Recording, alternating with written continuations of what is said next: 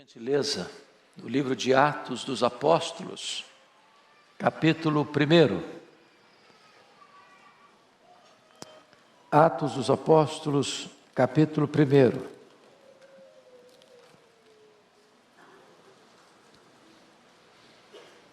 E leremos até o versículo 8, de 1 a 8. Escrevi o primeiro livro, ó Teófilo, relatando todas as coisas que Jesus começou a fazer e a ensinar, até o dia em que, depois de haver dado mandamentos por intermédio do Espírito Santo aos apóstolos que escolhera, foi elevado às alturas. A estes também, depois de ter padecido, se apresentou vivo com muitas provas incontestáveis, aparecendo-lhes durante 40 dias e falando das coisas concernentes ao reino de Deus. E comendo com eles, determinou-lhes que não se ausentassem de Jerusalém, mas que esperassem a promessa do Pai, a qual, disse ele, de mim ouvistes.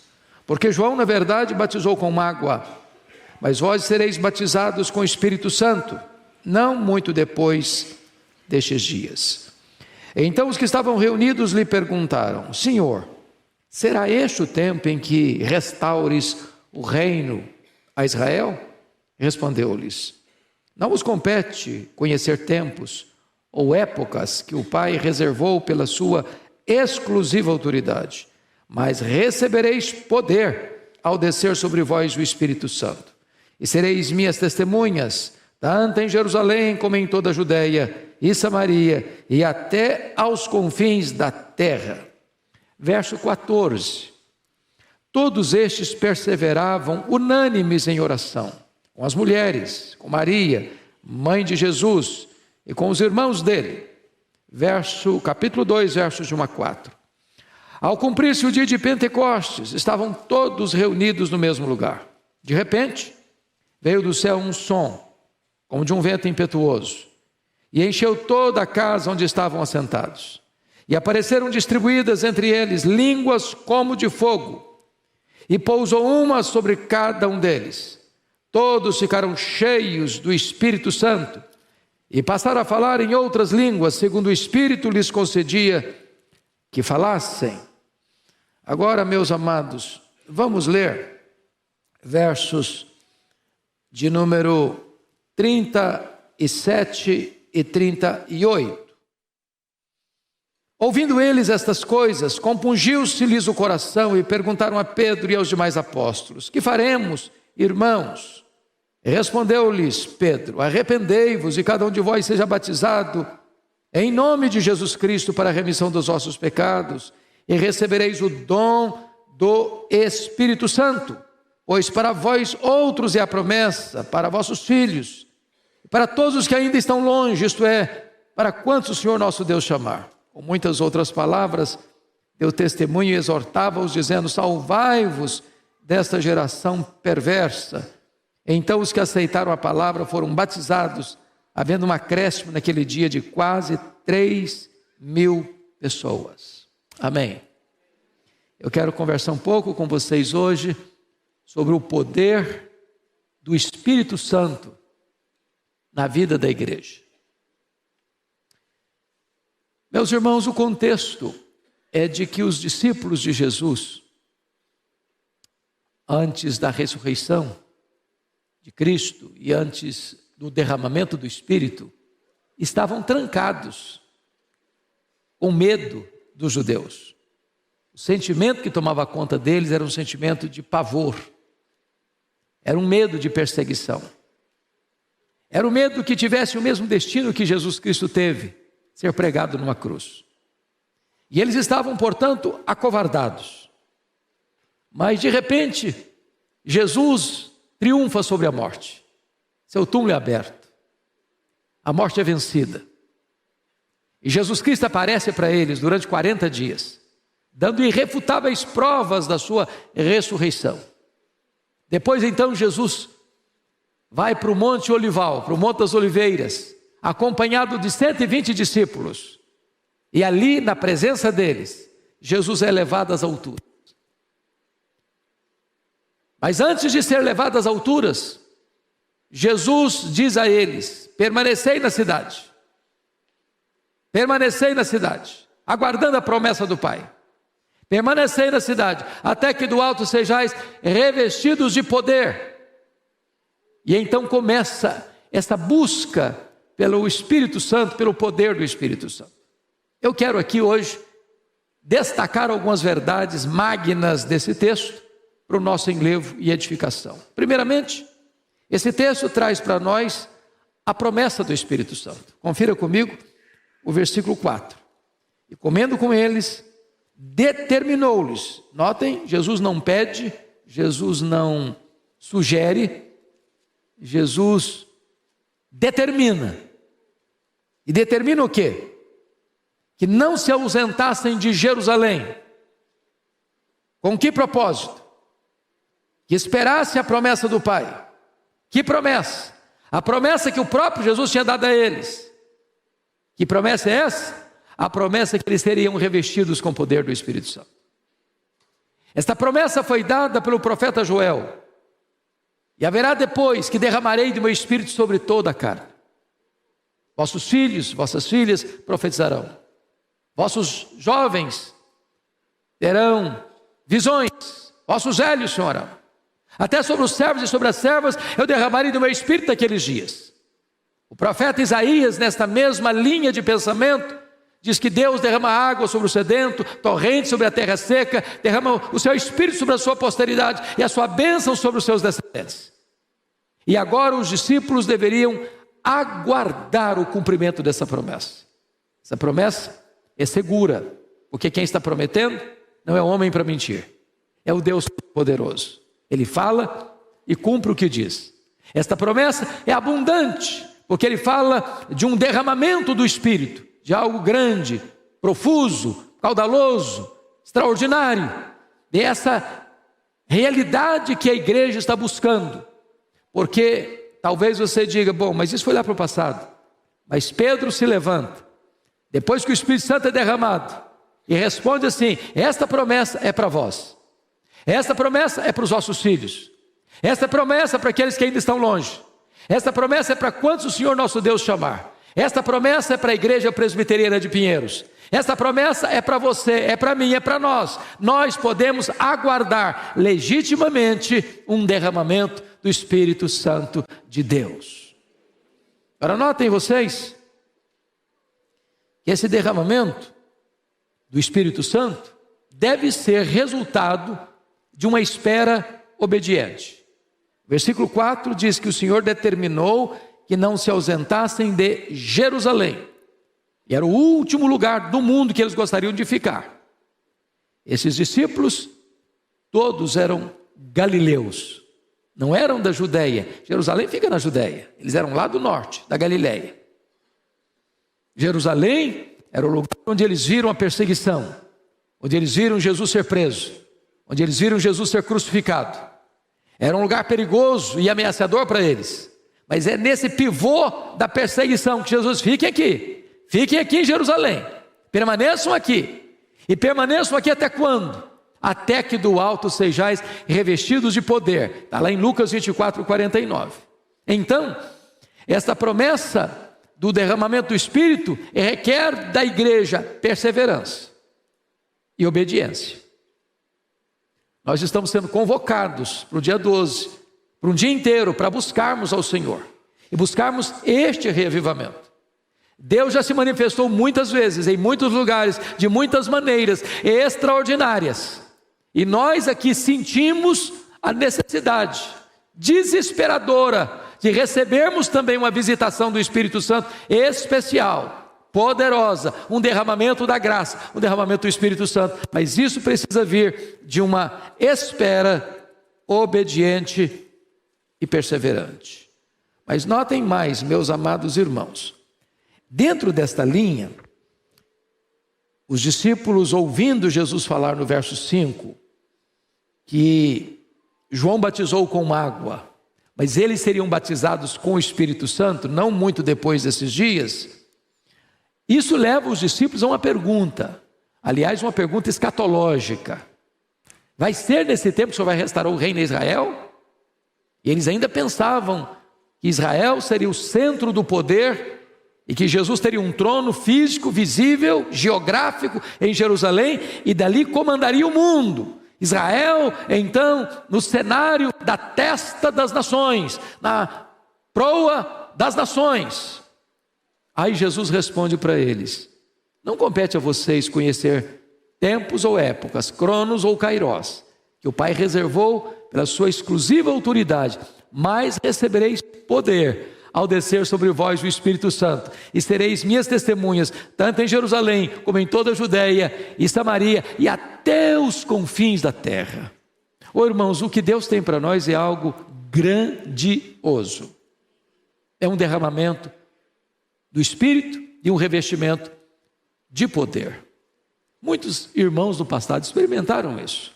O Dwight Lyman Moody, na cidade de Nova York, um homem comum, um homem sem muita instrução acadêmica, um homem que tropeçava no vernáculo, que agredia e assassinava a gramática, mas um homem que se levantou para pregar no poder do Espírito Santo, cheio do Espírito Santo, e levou mais de 500 mil pessoas a Cristo.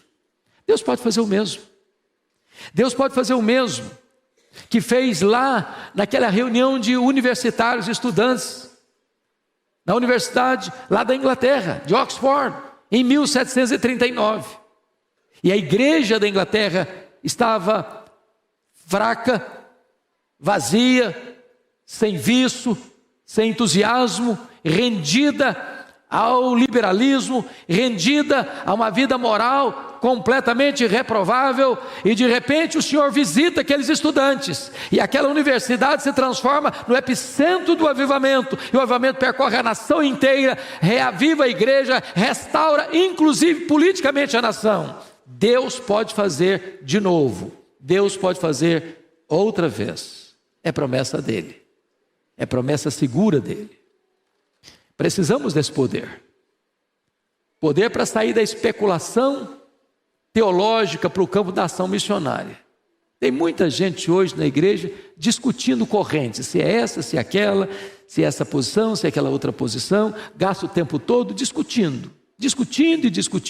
Vai ser nesse tempo que o Senhor vai restaurar o reino em Israel? Jesus, não, saia dessa agenda, saia da agenda de discussão.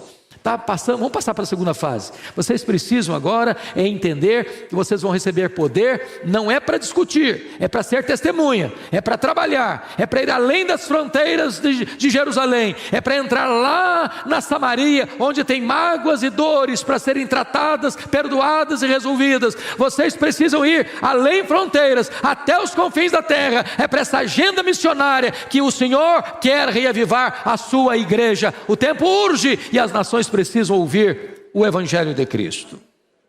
Mas, amados irmãos, notem comigo o segundo ponto desta mensagem. Primeiro é a promessa. Vamos ver o segundo lugar, a busca do Espírito Santo. Pouse os olhos comigo no verso 14 agora.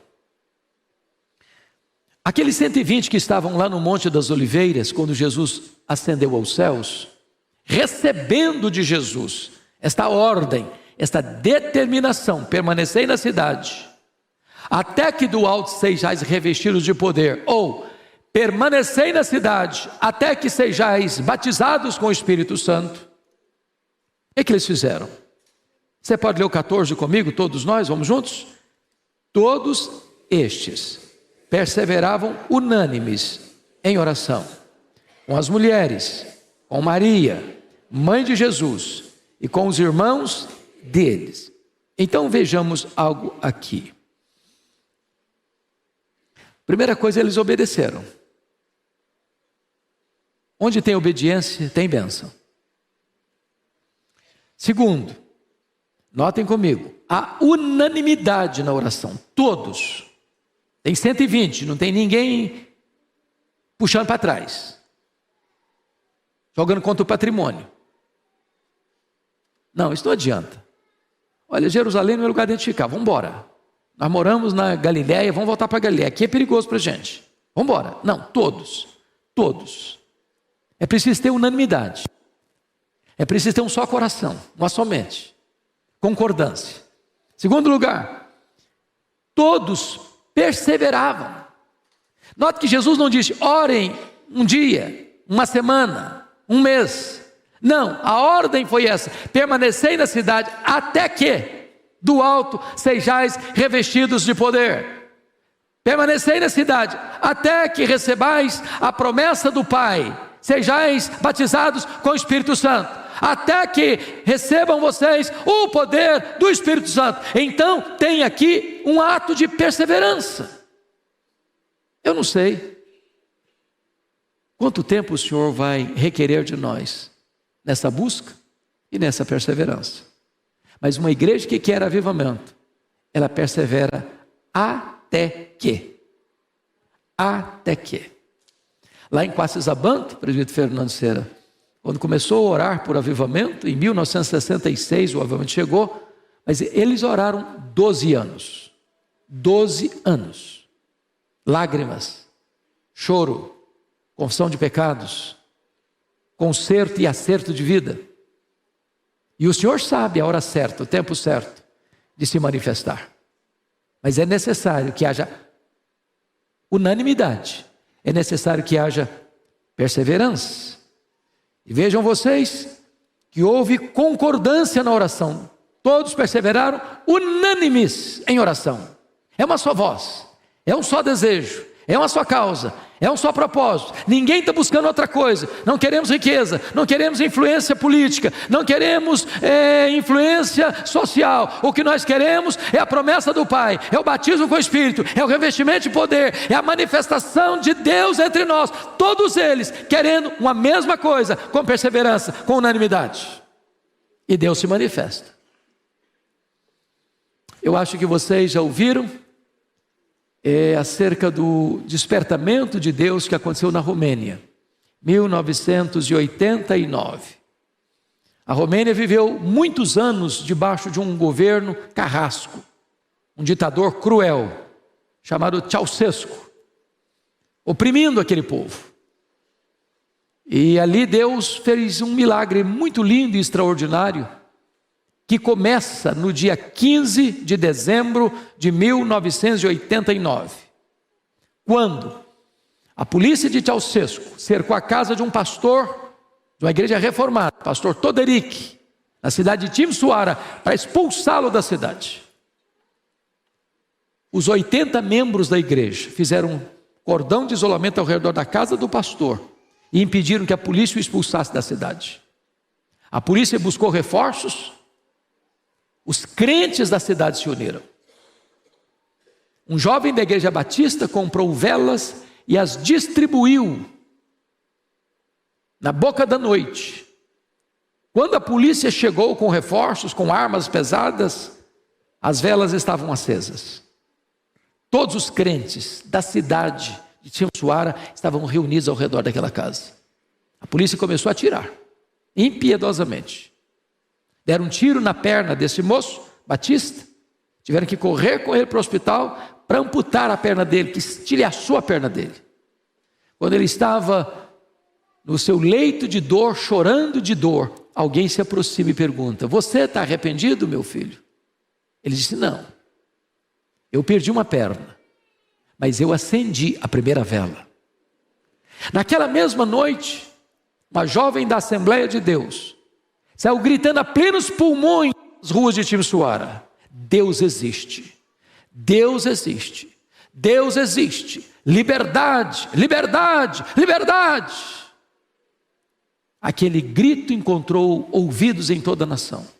10 dias depois, 25 de dezembro de 1989, tinham mais de 100 mil pessoas na capital da Romênia, sob a liderança dos pastores, gritando a plenos pulmões: Deus existe, Deus existe, Deus existe, liberdade, liberdade, liberdade.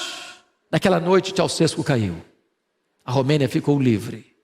O evangelho pode prosperar naquela nação.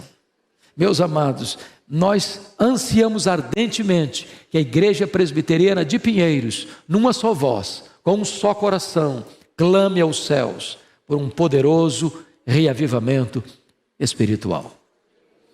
Mas agora vejamos um outro ponto. Falamos da promessa, falamos da busca, Agora vejamos, por favor, como é que foi este derramamento do Espírito. Veja comigo o capítulo 2, versos de 1 a 4. A primeira coisa que merece destaque aí é que o derramamento do Espírito foi um fenômeno celestial, que não foi produzido pelo homem. Às vezes o homem é tentado a querer substituir a obra do Espírito Santo pela obra do homem, né? A gente quer criar um fato, a gente quer gerar uma emoção, a gente quer simular um avivamento, mas não tem como. Vejamos, ao cumprir-se o dia de Pentecostes, estavam todos reunidos no mesmo lugar. De repente, veio do céu um som, como de um vento impetuoso, e encheu toda a casa onde estavam assentados. Veja que não tem postura sagrada. Eles não estavam de joelhos, não estavam de pé, estavam sentados. Pentecoste quebra algumas barreiras, né? Se você percebe nesta reunião, quem que está lá? Está lá Maria, mãe de Jesus. Estão lá os irmãos de Jesus. Está lá Pedro, João, André, Tiago, os demais apóstolos, as mulheres da Galileia. Não consta no texto que nenhum deles recebeu uma porção maior do Espírito Santo que outros. Homens e mulheres revestidos com o mesmo poder. Não tem postura sagrada, estavam sentados, não estavam ajoelhados nem de pé. E apareceram distribuídas entre eles, versículo 3, línguas como de fogo, e pousou uma sobre cada um deles. E daí escrito, e todos ficaram cheios do Espírito Santo. Todos. E passaram a falar em outras línguas, segundo o Espírito lhes concedia que falassem. Eu destaco aqui algumas coisas importantes. Primeiro, não é algazarra, é um som. Segundo, um vento impetuoso. E vento é um símbolo do Espírito. Aliás, na língua hebraica e na língua grega, a palavra Espírito e a palavra vento é a mesma. Um vento impetuoso. E aí diz o texto que línguas como de fogo. O fogo é um dos símbolos do Espírito, assim como o vento é um símbolo do Espírito. As duas maiores forças da natureza, o vento e o fogo. Ambos vêm. E diz a Bíblia que essas línguas como de fogo pousa uma sobre cada um deles, ou seja, ninguém recebeu mais, ninguém recebeu menos, todos foram revestidos, todos receberam os mesmos símbolos, os mesmos sinais do Espírito Santo. E todos ficaram cheios do Espírito Santo. E começaram a falar em outras línguas, dialetos, fazendo uma viagem na contramão de Babel. Se Babel foi um lugar de confusão, o Pentecoste foi um lugar de esclarecimento. Todos ouviam, todos entendiam na sua própria língua. E aqueles crentes foram revestidos com o poder do Espírito Santo. Irmão, quando a igreja está cheia do Espírito Santo, ela sabe que está, e as pessoas que convivem com ela sabem que ela está. Há um diferencial. E vejam vocês que o derramamento do Espírito Santo vai mostrar para nós que os milagres acontecem, mas eles não são o centro do avivamento. Em tempos de avivamento, Deus faz milagres. Na história dos avivamentos, aconteceram fatos extraordinários. Aqui é o fenômeno das línguas, que atrai a multidão. E o que todo mundo está impressionado é que cada um escuta, não é uma língua esquisita, é dialecto. A língua grega, a palavra grega é dialeto. É uma língua que tem vernáculo, nesse caso aqui. Então é um fato extraordinário, porque não há necessidade de ninguém interpretar nada, porque cada um entende a sua própria língua. É um fato milagroso que está acontecendo. Ajunta a multidão. Agora, qual foi o resultado do milagre na multidão? 3 resultados. Primeiro, confira comigo o versículo 12 do capítulo 2. Todos atônitos e perplexos, e interpelavam uns aos outros, Que quer isto dizer? Primeiro resultado, primeira reação foi ceticismo. O que quer isso dizer? O que está acontecendo? Eles não entenderam. O milagre está aí, eles não sabem discernir o que é. Segundo resultado, confira aí comigo, preconceito, versículo 7. Estavam, pois, atônitos e se admiravam, dizendo: vede, não são porventura galileus todos esses que aí estão falando? Preste atenção nisso. Aqui na Judéia, no sul, onde está Jerusalém, os lá do norte da Galileia eram tidos como gente de segunda classe. Era gente desprezada. Desculpe da expressão bem chão. Era a ralé da sociedade. E então, aqui os judeus estão olhando esse fenômeno extraordinário, vendo coisas extraordinárias que eles não sabem explicar, e dizem: ah, são galileus. São galileus. Terceira reação, zombaria. Confira aí comigo, por gentileza, versículo 13. Outros, porém, zombando, diziam: estão embriagados, estão bêbados.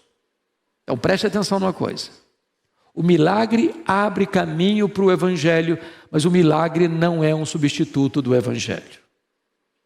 Equivocam-se aqueles irmãos que buscam o milagre pelo milagre. O milagre é uma manifestação do poder de Deus, mas quando o avivamento vem, não é um milagre que transforma pessoas. O que transforma as pessoas é a pregação do evangelho de Jesus Cristo nosso Senhor. É por isso que Pedro se levanta e prega, e eu vou examinar daqui a pouquinho essa pregação. E ao pregar o evangelho, cerca de 3.000 pessoas foram salvas naquele dia. Então, amados irmãos, vamos ver um outro fato muito importante. Aqui no versículo 4 é importante destacar. Você pode ler o versículo 4 comigo? Vamos juntos de novo? Todos ficaram cheios do Espírito Santo e passaram a falar em outras línguas, segundo o Espírito lhes concedia que falassem. Então, eu chamo a atenção para vocês nesse ponto, que a experiência do enchimento do Espírito Santo foi uma experiência pessoal. Imagine vocês, os 120 reunidos, e de repente o Espírito Santo vem, pousa sobre Pedro, sobre João, sobre Maria, e os outros ficam à parte, sem saber o que é isso, sem experimentar nada. Talvez frustração, talvez ciúmes, talvez disputas, contendas. Eu quero dizer para você que o Espírito Santo é derramado e visita criança, adolescente, jovem, velho, homem, mulher, líderes, liderados. A bênção é prometida para todos. É para você, é para mim, é para nós. Mas eu quero tratar agora, em quarto lugar, falamos da promessa, falamos da busca, falamos do derramamento.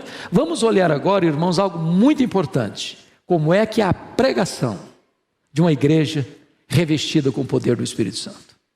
Eu quero destacar aqui algumas características da pregação de Pedro. Em primeiro lugar, é uma pregação cristocêntrica quanto à sua essência. Olha comigo, por gentileza, no capítulo 2, no versículo 22, 23 e 24. Você pode ler em voz alta comigo esses 3 versos? Vamos juntos? Varões israelitas, atendei a estas palavras.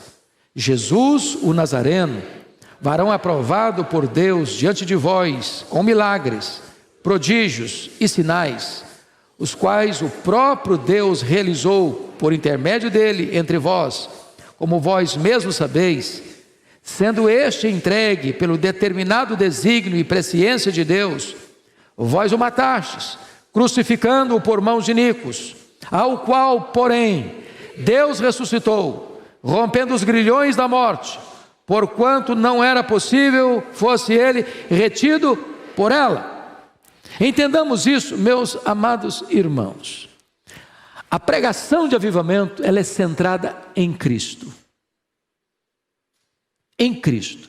João, o evangelista, Lucas está retratando aqui a morte de Cristo, a ressurreição de Cristo. Depois ele vai tratar no verso de número 33, confira aí comigo, a exaltação de Cristo, exaltado, pois, à destra de Deus, tendo recebido do Pai a promessa do Espírito Santo, derramou isso que vês e ouvis, e vai concluir com o senhorio de Cristo no verso 36, esteja absolutamente certa, pois toda a casa de Israel, de que este Jesus, que vós crucificastes, Deus o fez Senhor e Cristo. Então o que é essa pregação? Ela fala da morte de Cristo, ela fala da ressurreição de Cristo, ela fala do senhorio de Cristo, ela fala da exaltação de Cristo, ela é cristocêntrica.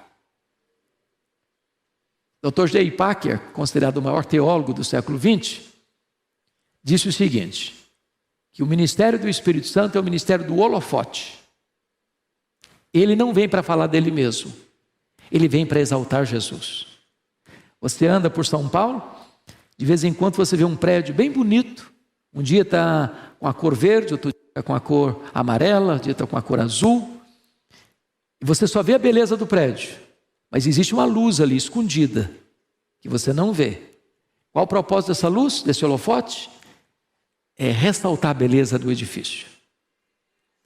O ministério do Espírito Santo, esse ministério de holofote, ele aponta para Jesus, ele exalta Jesus, ele glorifica Jesus. Um verdadeiro avivamento não exalta o homem, um verdadeiro avivamento, nem mesmo uma pregação sobre a pessoa do Espírito Santo. A pessoa do Espírito Santo leva a igreja a exaltar a Jesus Cristo e falar da sua vida, da sua morte, da sua ressurreição, da sua exaltação e do seu senhorio. Esse é um ponto importante. Segundo ponto que eu ressalto, que essa pregação ela é eficaz quanto ao seu propósito. O versículo 37 tem algo magnífico que eu quero destacar. Ouvindo eles essas coisas, compungiu-se-lhes o coração e perguntaram a Pedro e aos demais apóstolos: que faremos, irmãos? O que é importante destacar aqui? É que em tempos de avivamento, irmãos, o apelo não parte do pregador para o auditório, mas do auditório para o pregador. A palavra é uma flecha no coração.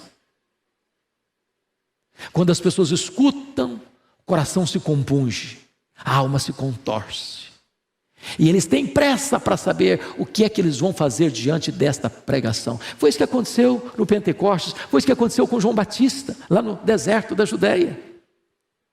Ela é uma pregação eficaz quanto ao seu propósito, mas também clara quanto às suas exigências. Versículo 38, você pode ler o 38 comigo em voz alta? Vamos juntos? Respondeu-lhes Pedro: arrependei-vos, e cada um de vós seja batizado em nome de Jesus Cristo. Está aqui, vamos parar aqui. Aqui está a clara exigência desta pregação. Qual é o ponto central de uma pregação de avivamento? Não é dizer que você é maravilhoso, não é prometer para você saúde e prosperidade, não é prometer para você que você vai ocupar a posição mais alta da sua empresa. Não. Pregação de avivamento trata de arrependimento. Bom, talvez você diga assim: ah, pastor, mas está tudo bem comigo, vou me arrepender não, para quê? Minha vida está boa, sou uma pessoa honesta, sou uma pessoa íntegra, sou uma pessoa cuidadosa, zelosa, eu não tenho nada para me arrepender. Aqui está o nosso problema, irmãos, aqui está o nosso problema. Quando chega em épocas de avivamento, queridos, os crentes mais consagrados, eles ficam naquilo que chama-se de agonia do arrependimento. Sabe por quê? Todos nós aqui temos naipes de hipocrisia. Sabe o que significa isso? Que as pessoas às vezes admiram não quem nós somos, mas quem nós aparentamos ser. Deixa eu ilustrar isso para você entender. Você conhece um dos homens mais santos de Deus na história? O homem mais manso que a Bíblia diz que existiu? Foi Moisés. A Bíblia diz que um dia Moisés subiu no monte, quando desceu de lá o rosto ele estava brilhando. A glória de Deus, a Shekinah de Deus brilhando. As pessoas não podiam se aproximar dele. O que ele fez? Botou um véu para que as pessoas pudessem se aproximar. Só que um dia ele percebeu que aquela luz, aquela glória, aquela luz foi se apagando. Mas ele gostou daquele negócio. das pessoas olharem para eles, que homem santo, que homem piedoso. A Shekinah de Deus está na cara dele. Ele manteve o véu, não precisava mais. Talvez você responda assim: não, pastor, eu nunca usei um véu de hipocrisia na minha vida. E se você me falar isso, eu vou lhe garantir uma coisa: agora mesmo você está afivelando uma grossa máscara de mentira no seu rosto. Quando o avivamento chega, há choro pelo pecado, há quebrantamento, há arrependimento genuíno, verdadeiro. Essa é a pregação de avivamento. Arrependei-vos, arrependei-vos. Mas essa pregação, ela não só tem uma exigência clara, ela tem uma promessa segura. Olha o finalzinho do versículo 38, nós interrompemos. Está escrito assim: cada um de vós seja batizado, versículo, arrependei-vos e cada um de vós seja batizado em nome do Senhor Jesus Cristo para a remissão de pecados, e recebereis o dom do Espírito Santo. Em outras palavras, quando você se arrepende, Deus perdoa, e quando você se arrepende, Deus perdoa, então Deus derrama sobre a sua vida o Espírito Santo de Deus.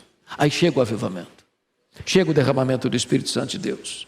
E para fechar, essa pregação é vitoriosa quanto aos seus resultados. Olha o versículo 41 comigo, leia em voz alta o 41, vamos já? Então, os que lhe aceitaram a palavra foram batizados, havendo um acréscimo naquele dia de quase 3.000 pessoas. Que Deus nos dê, amados irmãos, a graça de pregarmos com esse revestimento do Espírito Santo. Porque às vezes a igreja se reúne, a igreja canta, a igreja prega, as pessoas vêm, as pessoas voltam, a vida não muda, botam a vida no piloto automático. A mesma coisa, a mesma crise, os mesmos problemas, as mesmas lutas, os mesmos pecados, ano após ano, década após década. Nós precisamos de um avivamento, para que haja arrependimento e salvação, para a glória de Deus. Eu quero terminar só trazendo mais um ponto para vocês, que é a vida cheia do Espírito Santo. Eu queria só que vocês lessem comigo os versos 42 a 47, e eu destacar brevissimamente alguns pontos aqui. Vamos ler juntos? 42 a 47, vamos lá? E perseveravam na doutrina dos apóstolos, e na comunhão, no partir do pão, e nas orações. Em cada alma havia temor, e muitos prodígios e sinais eram feitos por intermédio dos apóstolos. Todos os que creram estavam juntos, e tinham tudo em comum. Vendiam suas propriedades e bens, distribuindo o produto entre todos, à medida que alguém tinha necessidade. Diariamente perseveravam unânimes no templo, partiam pão de casa em casa, e tomavam as suas refeições com alegria e singeleza de coração, louvando a Deus e contando com a simpatia de todo o povo. E enquanto isso, acrescentava-lhes o Senhor, dia a dia, os que iam sendo salvos. Esta é a realidade de uma comunidade que recebeu um avivamento espiritual. Destaco aqui então 6 coisas, apenas mencionando-as. Essa igreja passa a ter compromisso com a palavra, doutrina dos apóstolos. Segundo, esta igreja passa a ter profundo comprometimento com a oração, perseverava nas orações. Terceiro, essa igreja tinha profunda comunhão, tudo em comum, se reuniam e eles se alegravam juntos. A igreja era uma só família, comunhão fraternal. Quarto, essa igreja adora a Deus com entusiasmo, adorando ao Senhor.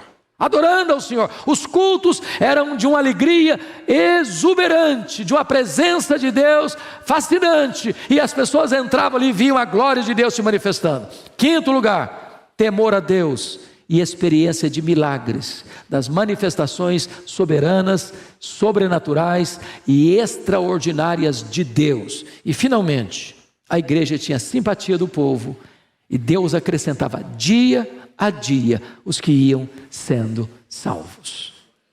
Quando eu visitei a missão Quacis-Abanto, lá na África do Sul, eu escutei do pastor Erle Stiggin, que quando o Espírito Santo veio sobre eles, de manhã, quando os missionários acordavam, Tinha 5, 10, 20 pessoas na porta de cada um, com pressa para acertar a vida com Deus. Pastor Ronaldo Lidório conta que lá entre os concombas, onde ele experimentou um avivamento, os feiticeiros estão correndo lá da roça, com pressa para confessar os seus pecados e acertar a vida com Deus. Meus irmãos, se Deus trouxer sobre nós um avivamento, realmente as nossas portas precisam ser empurradas para fora. E nós não teremos talvez muito tempo, sequer para dormir ou para comer.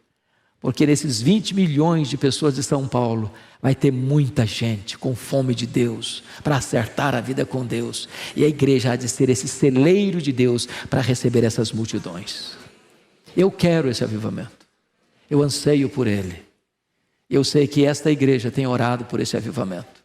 Daí a convocação do nosso pastor Arival para o dia 12.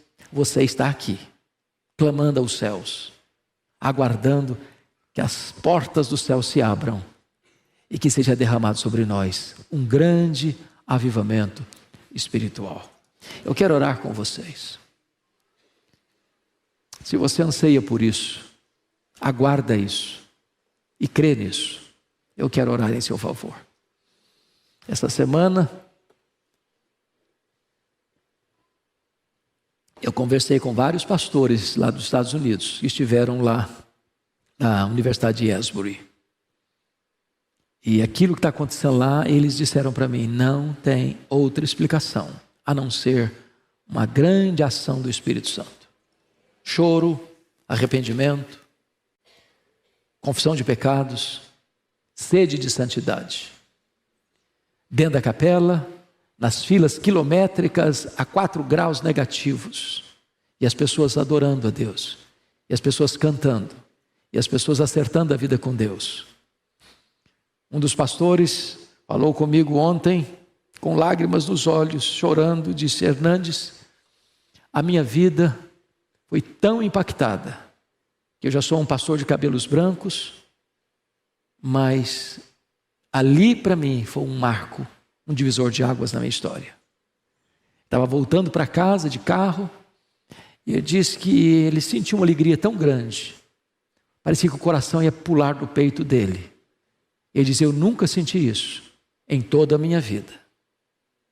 E eu anseio isso. Temos lido sobre isso, temos pregado sobre isso.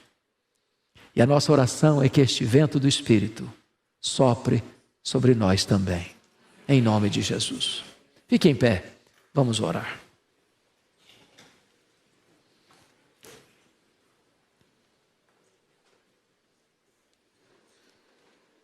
Ó Deus, nós lemos na Tua palavra hoje que o avivamento é uma promessa, que o avivamento deve ser uma busca, que o avivamento é uma obra Tua, e quando ele chega, a igreja se levanta para pregar, e quando a igreja experimenta, há uma mudança radical na sua dinâmica, na sua vida, na sua agenda. Deus, nós não queremos nada estranho. Nós não queremos nada que a Tua palavra não nos prometa. Nós não queremos ir 1 centímetro além da Tua palavra. Porém, não queremos ficar 1 centímetro aquém do que ela nos ensina. Tu sabes, Deus, a necessidade da Tua igreja. A necessidade do meu coração, do coração de cada irmão e irmã que está aqui e daqueles que nos acompanham.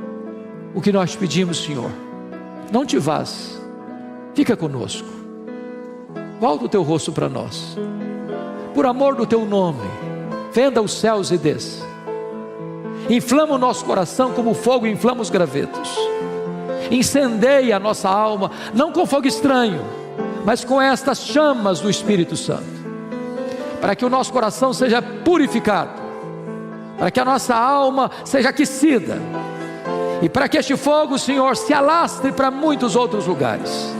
Assim oramos, em nome de Jesus.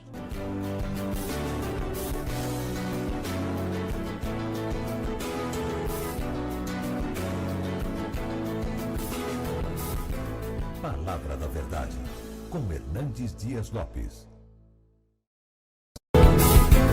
Palavra da Verdade, com Hernandes Dias Lopes. Cumprimentamos as pessoas que estão conectadas conosco. Deus abençoe a todos. Hoje nós vamos tratar do Salmo 91. Peço que você abra sua Bíblia comigo, neste clássico poema conhecido como Salmo 91.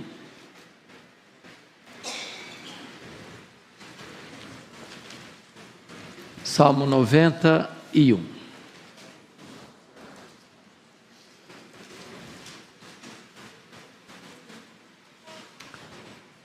O texto diz assim: o que habita no esconderijo do Altíssimo e descansa à sombra do Onipotente, diz ao Senhor: meu refúgio e meu baluarte, Deus meu, em quem confio.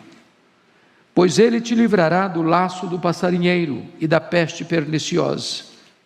Cobrir-te-á com as suas penas, e sob as suas asas estarás seguro. A sua verdade é pavês e escudo. Não te assustarás do terror noturno, nem da seta que voa de dia, nem da peste que se propaga nas trevas, nem da mortandade que assola o meio-dia. Caiam 1000 ao teu lado e 10.000 à tua direita, tu não serás atingido. Somente com os teus olhos contemplarás e verás o castigo dos ímpios. Pois disseste: o Senhor é o meu refúgio, fizeste do Altíssimo a tua morada. Nenhum mal te sucederá, praga nenhuma chegará à tua tenda, porque aos seus anjos dará ordens a teu respeito para que te guardem em todos os teus caminhos. Eles te sustentarão nas suas mãos, para não tropeçares em alguma pedra. Pisarás o leão e a áspide, calcarás aos pés o leãozinho e a serpente. Porque a mim se apegou com amor, eu o livrarei. Pô-lo-ei a salvo, porque conhece o meu nome. Ele me invocará, e eu lhe responderei. Na sua angústia, eu estarei com ele. Livrá-lo-ei e o glorificarei. Saciá-lo-ei com longevidade, e lhe mostrarei a minha salvação. Amém. Esse salmo trata do poderoso livramento de Deus. Esse é o tema que nós damos a este poema tão precioso. Bom, é muito curioso que este salmo faz parte do 4º livro destes 150 poemas, né? E o 4º livro é o menor livro, 1 ao 41, o primeiro livro, 42 ao 72, o segundo livro, 73 ao 89, o terceiro livro, 90 a 106, o 4º livro, e 107 a 150, o 5º livro do Saltério. Esse é o menor dos livros, que vai do 90 ao 106. Se você observar, a maioria desses salmos não tem o autor indicado, não tem a data precisa, não tem sequer um título. Mas esse salmo, e não obstante isso, não sabemos quem o escreveu, quando o escreveu, é um grande clássico. E é curioso que esse salmo é muito usado, infelizmente, como uma ferramenta mística na casa de muita gente. Abre a Bíblia no Salmo 91, bota num móvel na sala, como se isso fosse uma espécie de talismã, de uma ferradura espiritual, para espantar mal-olhado, para espantar demônio, para livrar a família dos males que rondam a família. Não é essa uma boa maneira de usar o Salmo. Nós não usamos a Bíblia de forma mística. Nós não usamos nenhuma porção da Bíblia no sentido de que ela misticamente vai nos proteger. O salmista foi claro no Salmo 119: guardo a tua palavra no meu coração para não pecar contra ti. Você guarda a melhor coisa, a palavra de Deus, no melhor lugar, no coração, com o maior propósito, para não pecar contra Deus. Então você podia encher sua casa de Bíblia aberta no Salmo 91, Se você não colocar essa palavra no seu coração, de nada vai adiantar. Ela não é um talismã, ela não é um emblema místico para proteger as pessoas. Eu estou convencido de que o Salmo 91 é uma espécie de versão neotestamentária de Romanos 1,31. Quem lembra Romanos 1,31? Se Deus é por nós, quem será contra nós?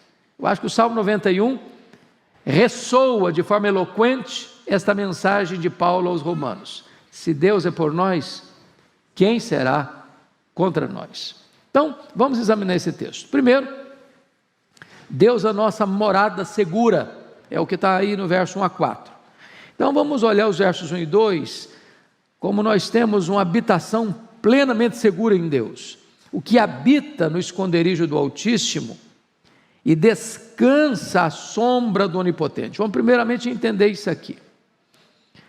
Veja você que ele não diz que você é um morador temporário, ou um visitante, ou um turista. Você faz visitas rápidas e vai embora. O texto diz o que habita. O que é habitar? É morar. É algo permanente. Não é uma visita ocasional.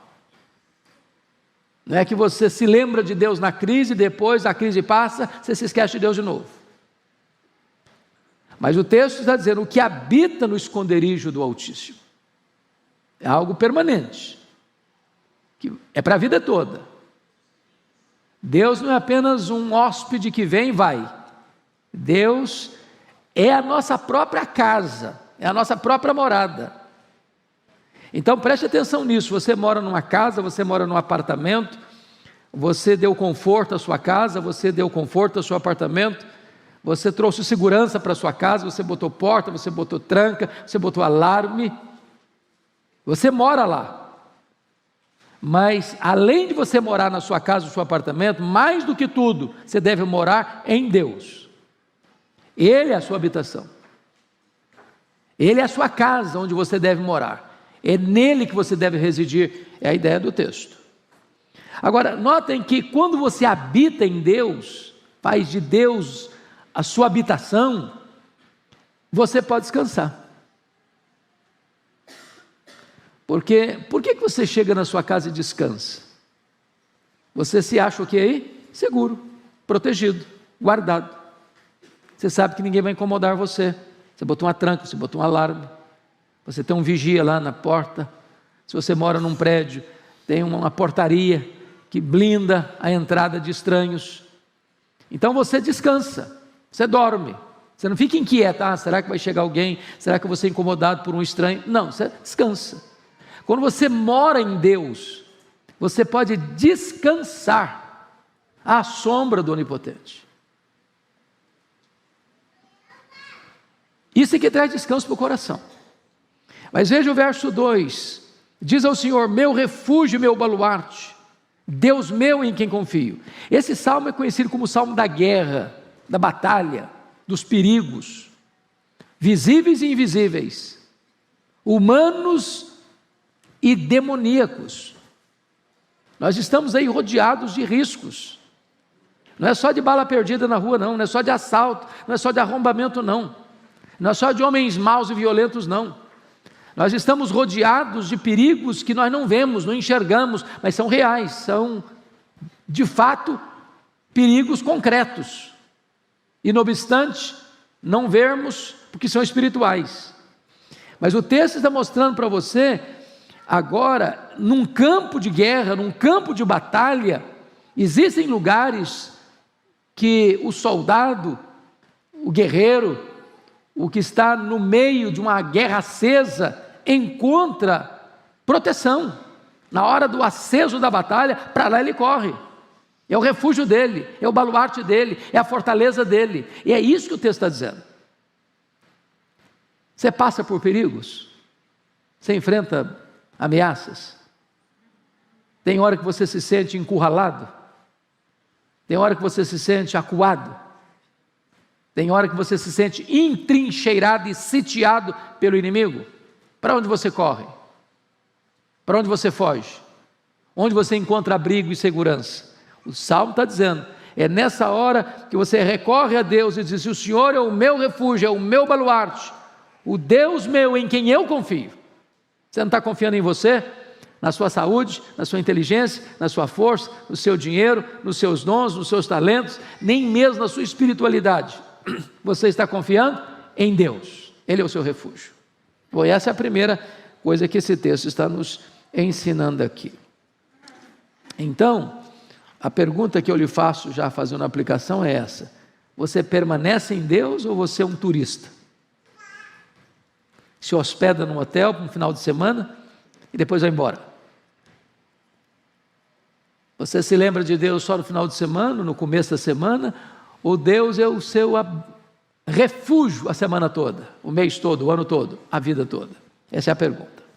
Segunda coisa, temos livramento das armadilhas escondidas do caminho. Olha o verso 3, a parte A. Pois ele te livrará do laço do passarinheiro.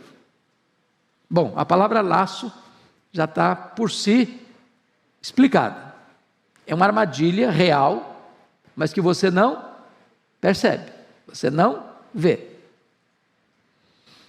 E há muitos laços, irmãos, que ou Deus nos livra, ou nós caímos neles. São muito sutis. E aqui tem duas coisas aqui, que ele muda para o campo da caça, né? Da caça. Quem já pegou passarinho em arapuca aqui? Na infância? Sobretudo quem morou na região rural. Você bota lá a isca, arma a arapuca e fica escondido olhando. E o pássaro olha aquela apetitosa refeição que é oferecida para ele, achando que ele encontrou o prazer do dia dele, o sustento da vida dele, que vai ser a segurança dele, e nem sabe que por trás tem uma armadilha, tem um laço, tem uma arapuca. Há muitas arapucas armadas contra nós, arapucas humanas e arapucas espirituais. Nós não temos todo o discernimento, nós não temos todo o conhecimento, nós não temos toda a percepção, nós não enxergamos no escuro, nós não enxergamos na curva, nós não temos capacidade de olhar todo esse cenário que nos rodeia para nos tentar e ficar atentos. Você sabe que nós lidamos com 3 inimigos: o mundo, a carne e o diabo. Está lá em Efésios capítulo 2, 1 a 3. E esses inimigos são perigosíssimos, porque um deles está dentro de nós, a carne. O outro está ao nosso redor, o sistema do mundo. E o outro está aí nas regiões celestiais, que você não sabe, você não vê, mas ele está articulando. É o diabo e as suas hostes, colocando no nosso caminho laços, armadilhas para nos apanhar.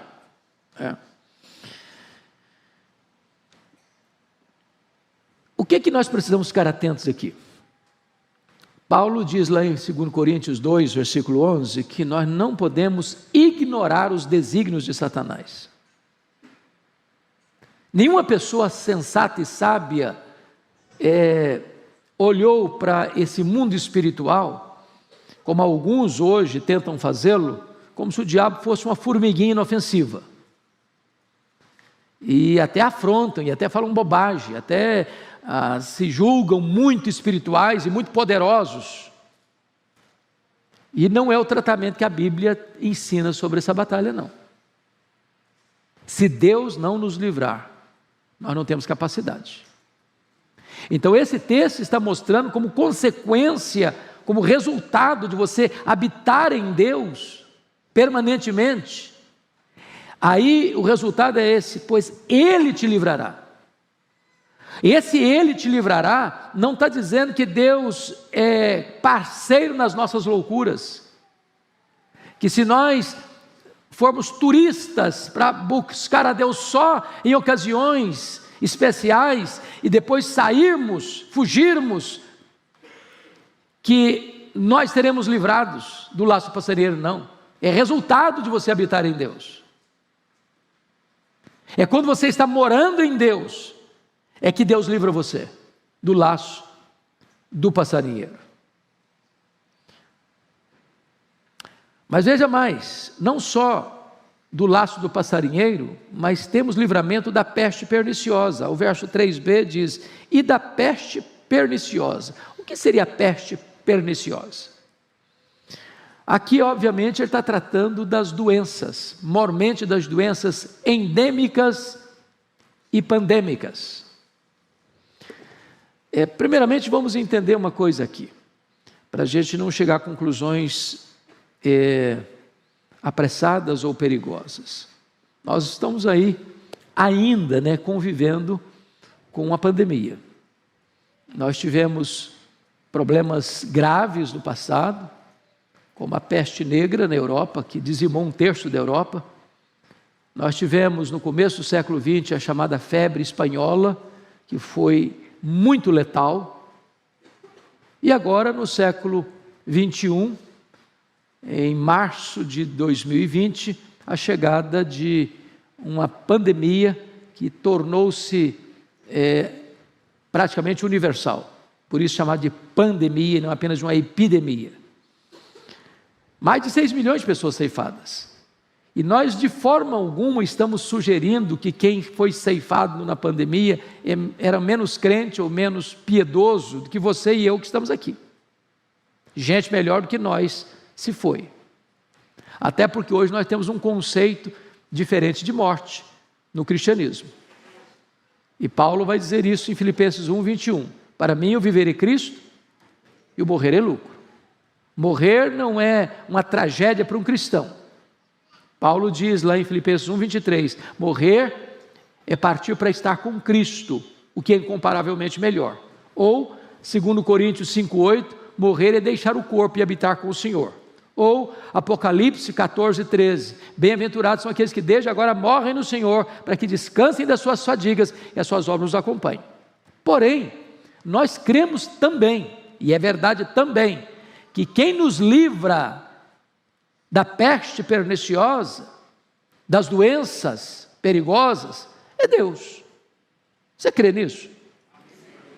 Meus irmãos, nós somos vulneráveis demais. Você está andando por aí, tem vírus aí que você não enxerga, tem bactéria que você não vê.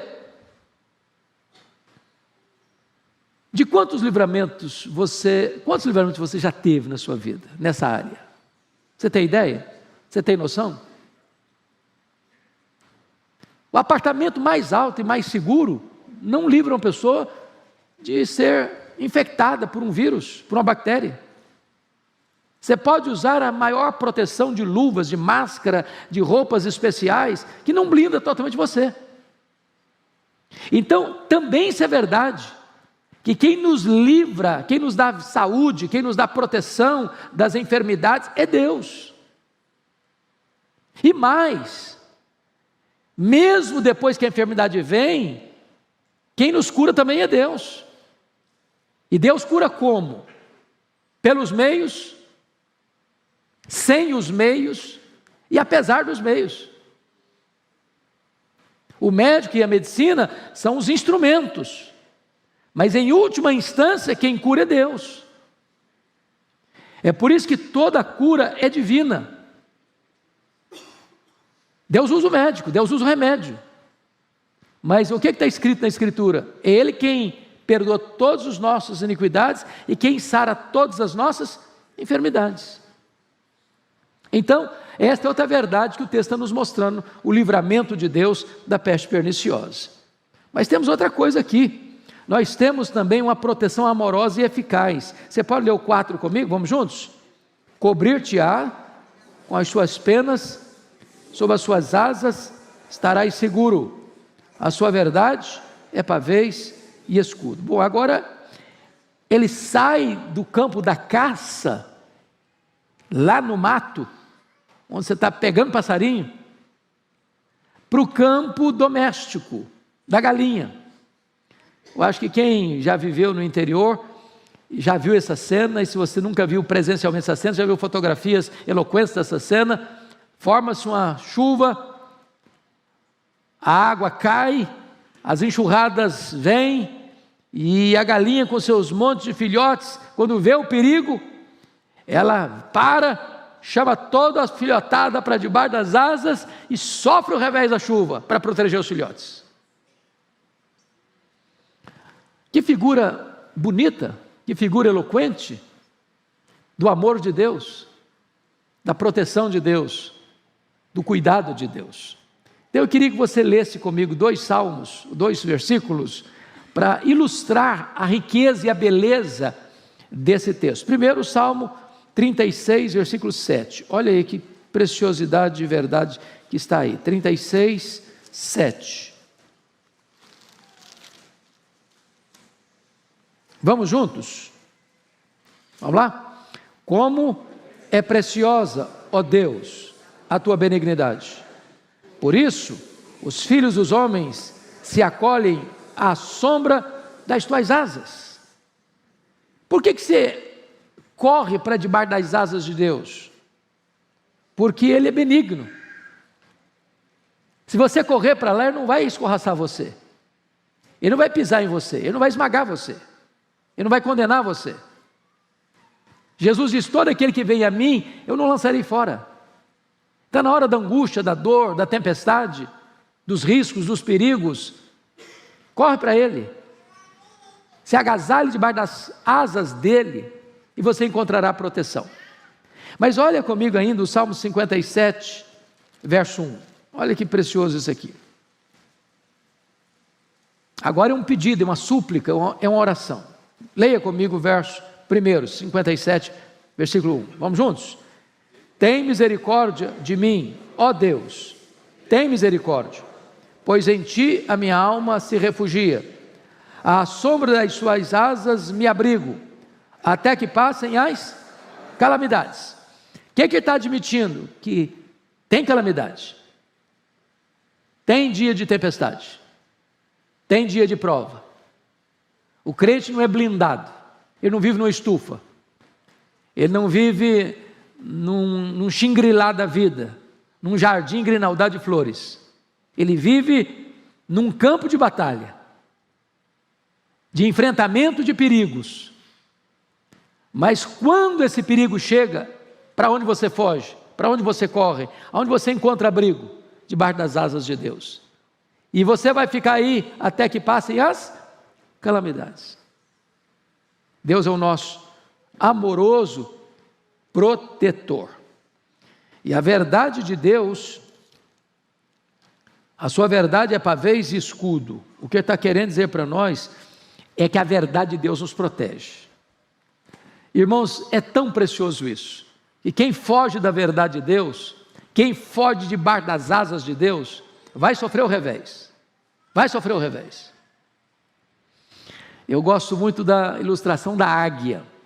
Os estudiosos que examinaram um pouco mais detidamente a águia, dizem que quando a águia está voando e ela detecta a chegada de uma tempestade, ela, diferentemente do iambu, já ouviu falar no iambu? Iambu é uma ave, é muito comum aqui no Brasil, pequenininha, do tamanho de uma pomba, e o iambu só voa abaixo, só debaixo da tempestade, levando os reveses da tempestade. Mas quando a águia avista a tempestade, ela agiganta os seus esforços, voa para cima das nuvens tempestuosas, onde tudo está calmo e sereno. Mudando a figura, quando a tempestade chega, já que você não voa como a águia, mas você é como um pintinho, vulnerável, frágil, que não se protege a si mesmo, não tem poder de cuidar de você mesmo. Mas quando chega a tempestade, você corre para o seu refúgio, e esse refúgio é debaixo das asas do Onipotente. Aí você encontra descanso e proteção. Mas notem mais. Esse texto, em segundo lugar, vai tratar para nós que Deus é o nosso protetor incomparável. Primeiro, Ele é a nossa morada segura. Agora Ele é o nosso protetor incomparável. E eu destaco algumas coisas aqui. Primeiro, Temos livramento dos terrores que assaltam a nossa alma. Versículo 5. Não te assustarás do terror noturno, nem da seta que voa de dia. Bom, agora ele sai do campo doméstico, né? Já lidou lá com a caça, campo doméstico, agora ele entra num campo de guerra. Campo de guerra. E esse Deus é o Deus que traz livramento. E eu chamo a sua atenção para o fato do assustar do terror noturno. A seta que voa de dia. Uma pessoa assustada é uma pessoa com medo. E o medo, meus irmãos, não é um sentimento. O medo é um espírito que oprime. Quando Paulo vai escrever sua segunda carta a Timóteo, no capítulo 1, versículo 7, ele vai dizer: Deus não nos deu espírito de medo, mas de poder e de moderação. O apóstolo João vai dizer que o amor lança fora todo medo. Então, por que que eu tenho medo? Por que que você tem medo? Porque nós somos vulneráveis. Tudo aquilo que foge ao nosso controle traz medo. É óbvio. Você não tem controle, você tem medo. Nós não temos controle sobre muita coisa. Lembra lá do Salmo 23, versículo 4: ainda que eu ande pelo vale da sombra da morte, não temerei mal nenhum. Não é porque ele é bom, porque ele é forte, porque conhece tudo, sabe tudo, pode tudo. Não temerei mal nenhum, porque tu estás comigo. Então o segredo de vencer o medo, e tem muitos medos, né? Tem até fobias, né? Tem gente que tem medo de altura, e eu, por exemplo, tenho. Tem gente que tem medo de lugar aberto, tem gente que tem medo de lugar fechado, claustrofobia. Eu também tenho. Eu quase morri uma vez sem saber que eu tinha claustrofobia. Lá dentro das pirâmides, quase que eu viro uma múmia do faraó lá. Foi a coisa mais horrorosa da vida. Depois de subir várias escadas íngremes, no meio daquela multidão, gente suando, cheiro de camelo, que troço todo, lá pelas tantas, o fôlego acabou. Falei, meu Deus, morri, porque não tira ninguém, assim, com emergência de lá. O que me valeu foi que eu estava do lado de um colega pastor, e eu falei, rapaz, eu vou morrer, eu não consigo respirar. Falei, calma, fecha os olhos, faça de conta que você está num jardim. E aí eu fechei os olhos, pensei numa campina bem verde, daqui a pouquinho o ar voltou, mas eu descobri ali que eu tinha claustrofobia. Tem muitos medos, né? Muitos medos. Tem gente que tem medo da vida, tem gente que tem medo da morte, tem gente que tem medo da solidão, tem gente que tem medo da multidão, tem gente que tem medo de ficar doente, tem gente que tem medo de ficar assim, sem poder pagar o plano de saúde. Então, muitos medos. Como é que você lida com isso? O texto está mostrando para nós que você pode vencer isso, né? Pode vencer isso. Por quê? Porque ainda que no texto aqui a seta esteja voando de dia, e a ideia aqui é dos flecheiros da guerra, ainda que o terror noturno chega à noite, você está com medo do que vai acontecer, você não vê o inimigo, as guerras daquela época eram de enfrentamentos, você pode crer no que está escrito em Isaías 54:17, a arma forjada contra você não vai prosperar, que você está protegido, morando em Deus, debaixo das asas do Deus onipotente, descansando debaixo da sua sombra. Bom, mas veja em segundo lugar, nesse ponto de proteção, temos livramento de perigos visíveis e invisíveis, no verso 6, olha aí, nem da peste que se propaga nas trevas, nem da mortandade que assola o meio-dia. Ele está falando aí também do ambiente de guerra. Qual era um subproduto da guerra?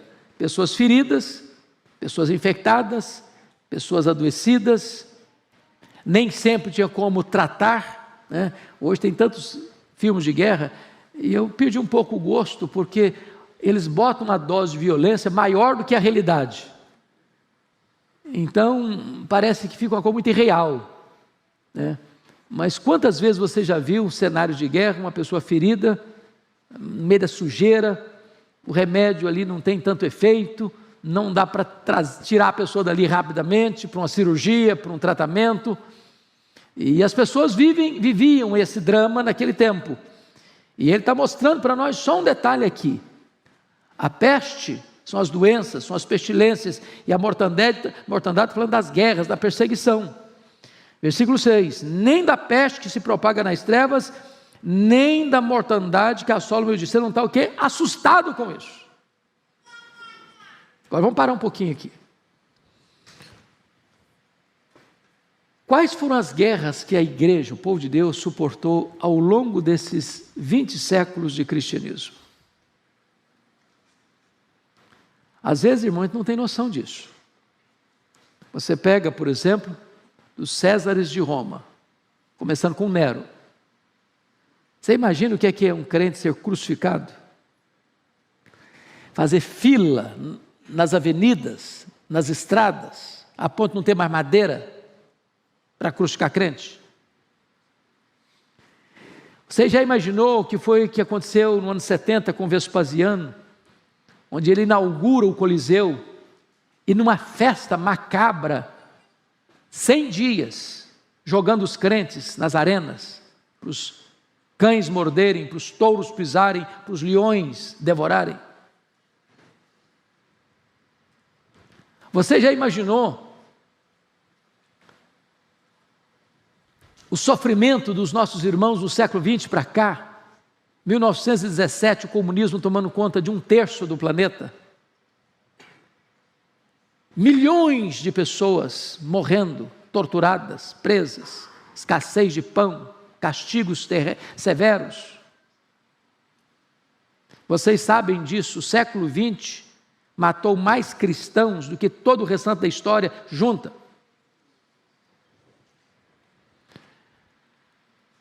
Então, o que eu estou trazendo para vocês é que esses medos, ou esses temores, fizeram parte do povo de Deus.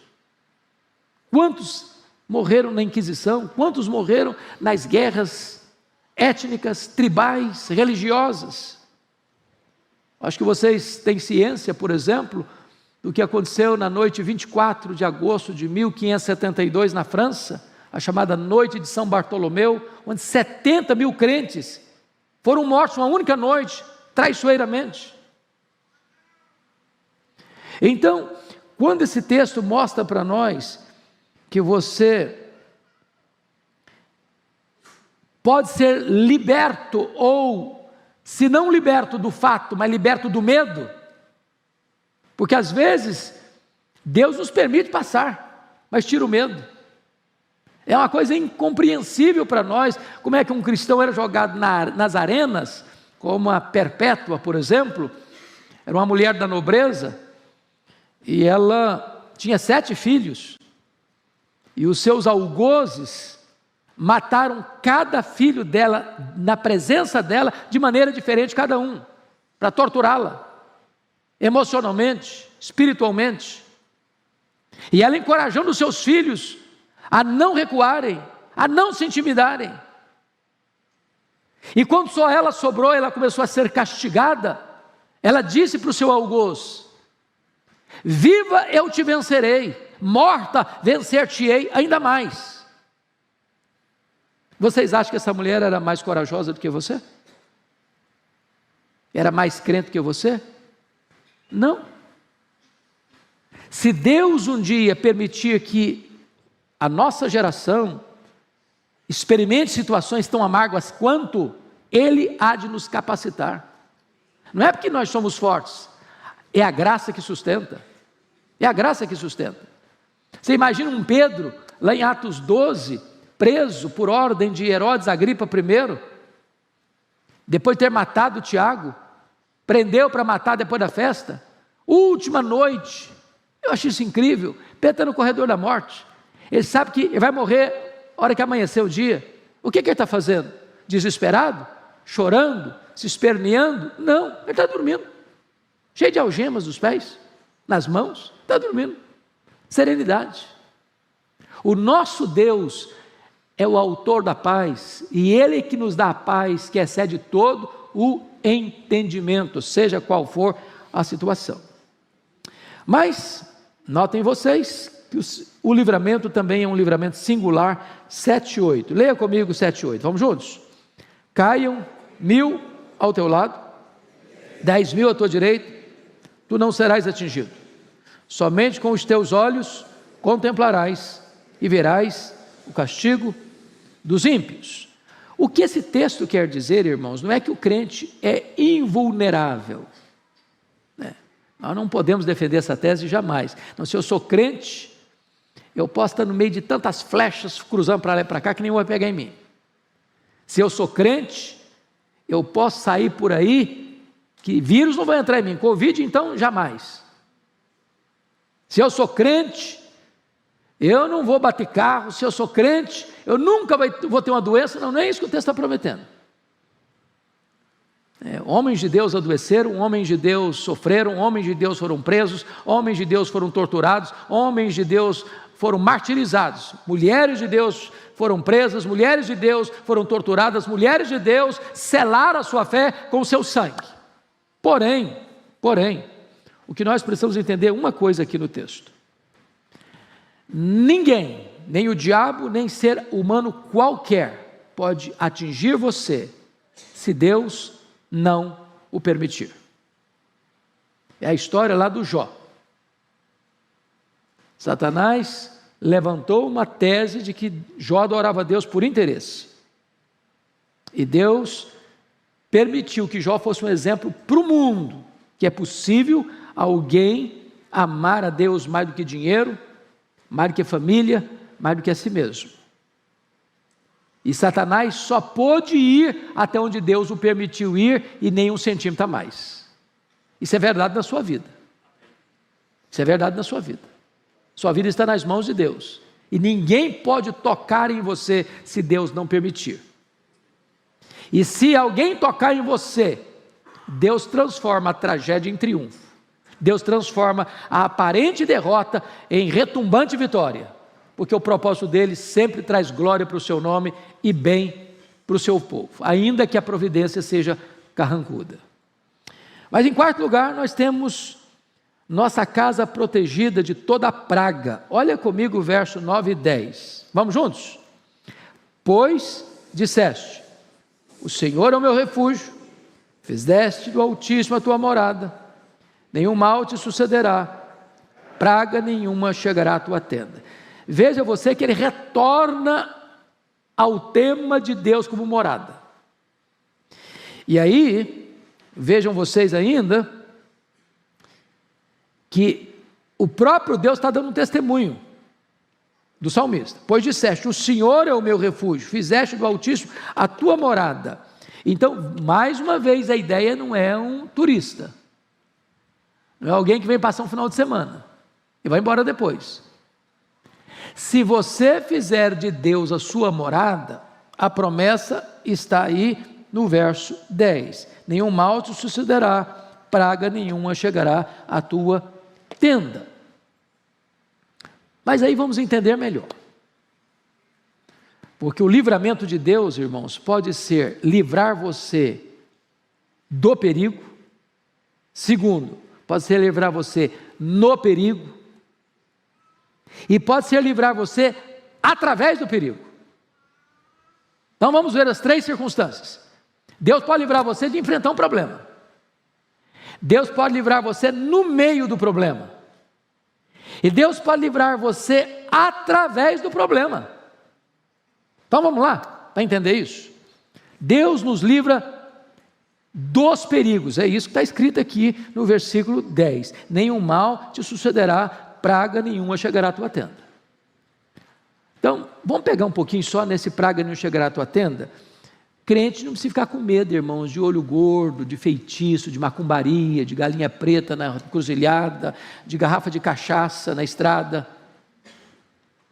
Que tem crente muito místico. Tem crente que fica com medo desse negócio. Meu irmão, se você está nas mãos de Jesus, se você está coberto pelo sangue do Cordeiro, essa mortandade não chega em você não. Ninguém lança maldição na sua vida e pega não, se você está morando em Deus. Não é que o mal não exista, é que existe um poder maior em você do que o poder do mal que quer atingir você. Então, essa é a primeira verdade. Deus livra você do problema, porque você está morando dentro dele. Mas em segundo lugar, Deus livra às vezes nos perigos, dentro dos perigos. Por exemplo, Deus não impediu que os amigos de Daniel fossem jogados na fornalha, mas Deus os livrou na fornalha. Deus não impediu que Daniel fosse jogado na cova dos leões, mas Deus livrou lá dentro da cova dos leões. Mas vamos ler um texto para amparar isso. Jó 5, só um pouquinho aí, um livro anterior aos Salmos. Jó capítulo 5, versos 19 e 20. Olha aí. Diz ele, de 6 angústias, a voz dele faz, de 6 angústias te livrará, e na 7ª o mal te não tocará. Na fome te livrará da morte, na guerra do poder da espada. Então, veja você, ele está enfrentando angústia. 6 situações de angústia. Na 7ª, Deus livra. Você está enfrentando uma situação de escassez, passando fome, mas Deus te livra da morte, pela fome. Você está enfrentando guerra, mas Deus livra você do poder da espada. Ou seja, você está no meio do problema, no miolo da crise, no epicentro da tempestade. Deus não livrou a tempestade, mas Deus livrou você dentro da tempestade. Ele pode impedir que você passe pela tempestade. Ele pode permitir a tempestade livrar você no meio da tempestade. Mas em terceiro lugar, Deus nos livra pelos perigos. Como assim? Veja comigo lá em Jonas, profeta Jonas. Profeta Jonas.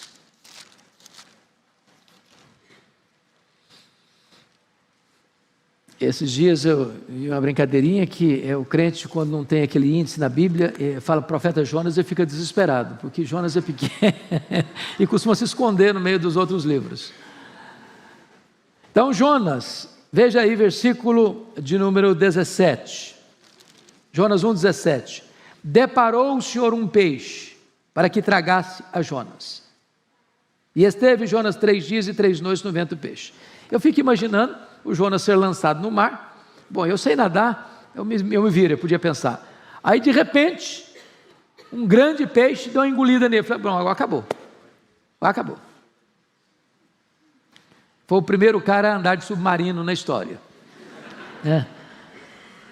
Só que aquele grande peixe, que parecia ser o seu problema, porque tem esperança para um cara no ventre de um grande peixe?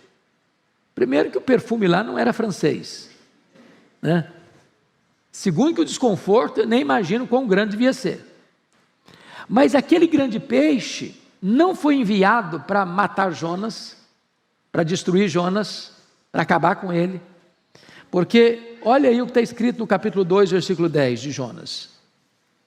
Falou, pois, o Senhor ao peixe, e este vomitou Jonas na terra. Então, o peixe que parecia ser o problema, na verdade, era o livramento. Tem hora que Deus permite uma providência carrancuda, e vocês, meu Deus, acabou agora. Deus, não, filho, essa providência carrancuda eu estou mandando é exatamente para livrar você, para salvar você. Como assim?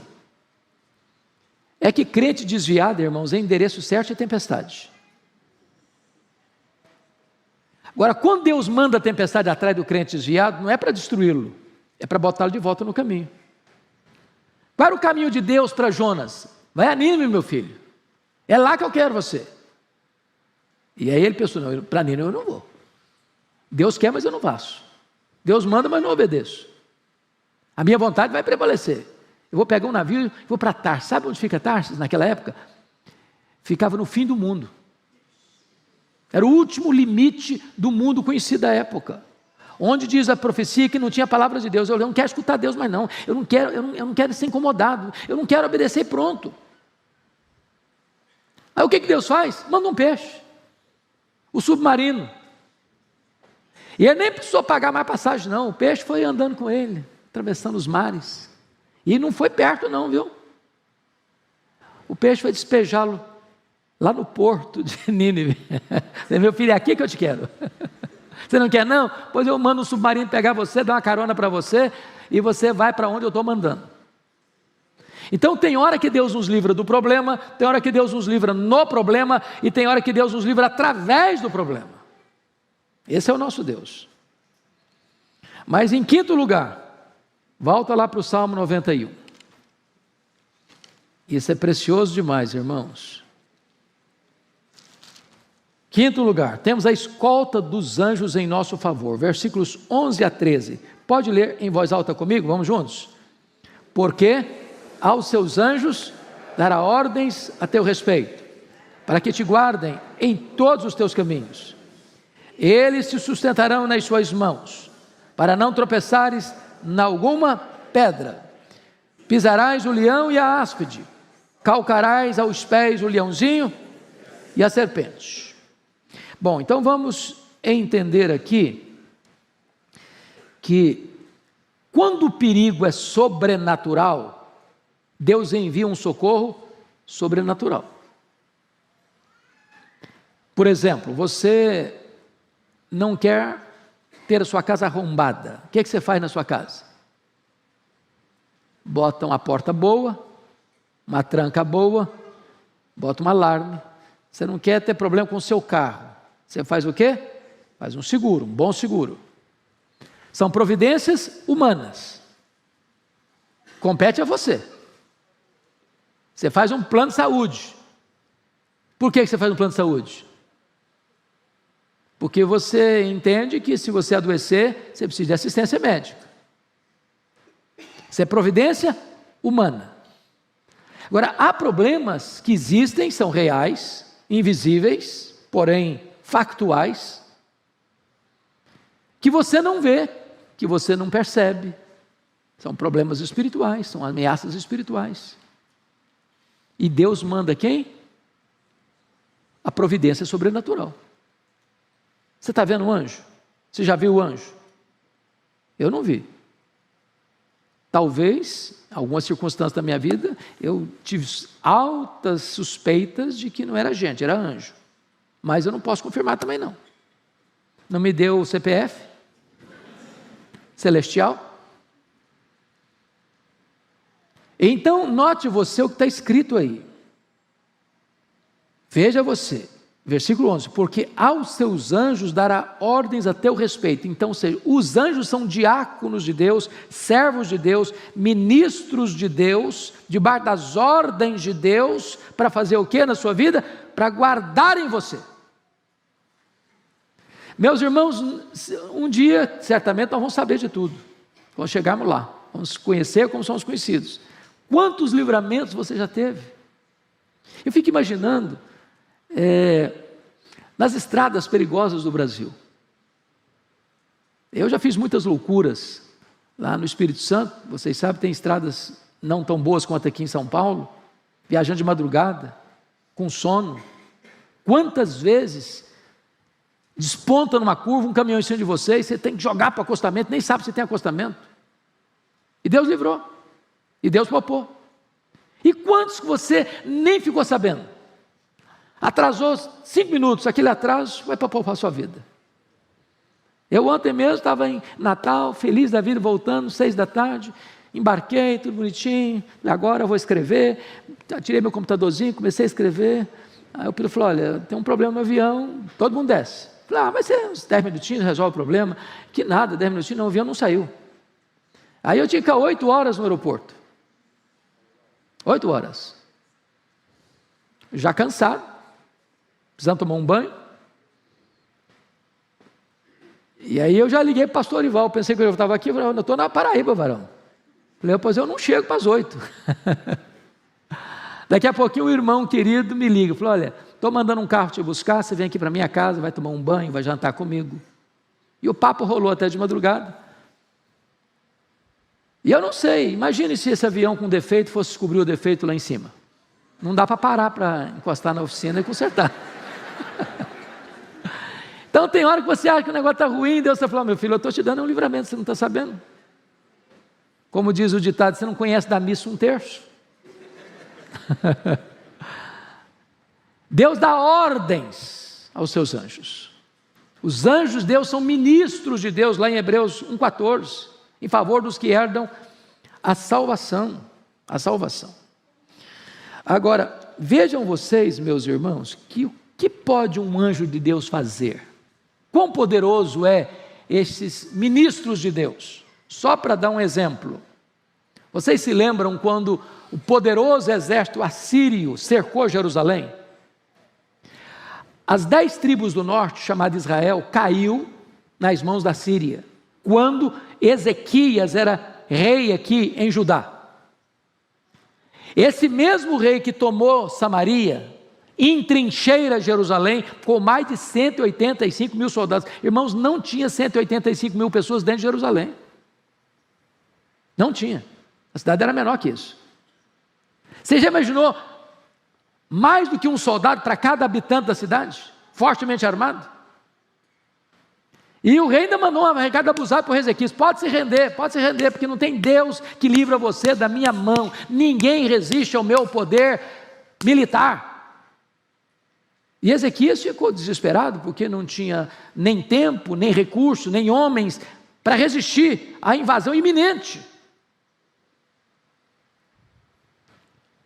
Aí ele vai apresentar o caso ao profeta Isaías. Isaías levou o caso para Deus e falou: meu filho, fica tranquilo, essa batalha é sua, não é minha, deixa comigo. E Deus mandou um único anjo. E esse único anjo matou 185 mil soldados assírios ao redor de Jerusalém. Você se lembra da cena de Eliseu? Quando ele foi, o servo dele, levantou de manhã e olhou o exército da Síria cercando a cidadezinha, que queriam prendê-lo e matá-lo. E ele ficou desesperado. Aí Eliseu disse: Senhor, abre os olhos desse moço. Abre os olhos desse moço. Quando os olhos dele foram abertos, ele viu cavalos, carruagens de fogo, cavaleiros poderosos, em um número muito maior. E aí vem a expressão: maior é o que está conosco, que aquele que está no mundo. Se nós formos olhar do ponto de vista estatístico, só estatístico, se eu vou entender Apocalipse 12, versículo 4 literalmente, 3 e 4 literalmente, diz que quando o dragão foi precipitado do céu, ele arrasta 1/3 das estrelas. Essa figura estrelas lá em Jó é usada para anjos. Então alguns, e eu estou inclinado a crer que essa é a melhor maneira de entender o texto, que quando o Lúcifer cai, ele arrasta consigo 1/3 dos anjos. Mas se 1/3 caiu, nós temos 2/3 que são anjos de Deus, que não caíram e que estão a nosso serviço. Agora notem uma coisa importante no texto, porque versículo 11, porque aos seus anjos dará ordens a teu respeito, para que te guardem em todos os teus caminhos. Esse texto, vocês se lembram disso, foi usado por quem? Para tentar quem? Foi usado por Satanás para tentar Jesus. E ele citou esse texto para Jesus. Mas palavra de Deus na boca do diabo não é palavra de Deus, é palavra do diabo. Sabe por quê? Porque o diabo é um péssimo hermeneuta, um péssimo exegeta, e sempre que ele cita, ou ele acrescenta, ou ele tira alguma coisa. Lá no Éden, ele chegou para Eva e perguntou assim: é assim que Deus disse, não comereis de toda a árvore do jardim? Falei, mas que negócio é esse, ué? Deus havia falado que de toda a árvore do jardim você pode comer. Aonde Deus botou um sim, ele botou um não. Ele acrescenta o que Deus falou. Torceu, portanto, a palavra de Deus. Quando o diabo vai citar esse texto para Jesus, levando ao pináculo do templo, o que ele omitiu no texto? Qual frase que ele omitiu do versículo? Ele omitiu exatamente essa frase aqui, ó, para que te guardem em todos os teus caminhos. Em todos os teus caminhos, ele não citou. Ele não citou. Por que não citou? Quando é que Deus promete guardar você? É quando você está fazendo loucura? É quando você está na rota da desobediência? Deus promete guardar você quando você está andando em todos os caminhos dele. A proteção está na obediência e não na desobediência. Então preste atenção nisso. Não queira fazer de Deus parceiro das suas loucuras.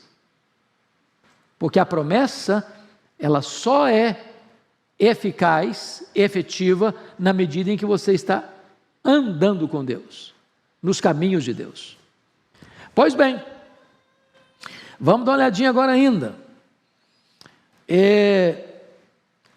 O texto termina dizendo que pisará, versículo 13, pisarás o leão e a áspide, calcarás aos pés o leãozinho e a serpente, ambas as figuras, o leão e a serpente são símbolos de quem na Bíblia? Satanás. E a Bíblia diz lá em Romanos que Deus calcará o diabo em breve debaixo dos pés da igreja. Porque Jesus é o cabeça, a igreja é o corpo.